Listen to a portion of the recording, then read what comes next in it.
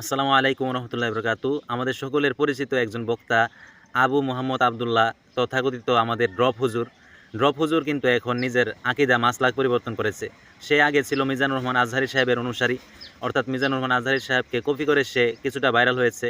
কিন্তু সে দেখতেছে আসলে এভাবে কপি করে ভাইরাল হয়ে কোনো দাওয়াত পাওয়া যায় না, কোনো প্রোগ্রাম পাওয়া যায় না এবং ভাতও নাই এরকমভাবে। কারণ সে মিজানুর রহমান আজহারি সাহেবকে কপি করার আগেই, আরও বহুত আগেই আমাদের আবরার হুজুর, আরও আপনার লোক আসিফ হুজুর সহ আরও বিভিন্ন বক্তারা আজহারি সাহেবের কপি অলরেডি করে ফেলেছে।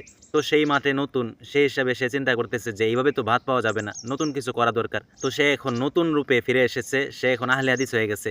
এখন সে দেখতেছি বিভিন্ন জায়গায় ক্লাস করতেছে, আহলে হাদিসদের আকিদা সে আহলে হাদিসদের আকিদাগুলাকে সে প্রমোট করতেছে, আহলে হাদিসদের আকিদাগুলাকে সে প্রচার করতেছে এবং সে ঢালাওভাবে বলতেছে এটা সহি আকিদা, আমরা সহি আকিদার উপর আছি, আলহামদুলিল্লাহ সহি আকিদাতে ফিরে এসেছি।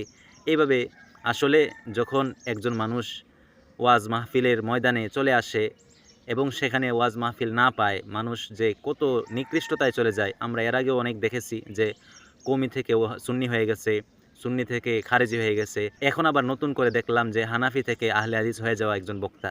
তো আল্লাহ তাআলা আমাদের সকলকে হেদায়েত দান করুক। ওয়াজের নেশা অনেক খারাপ নেশা ভাই, এই নেশার মধ্যে পড়েন না।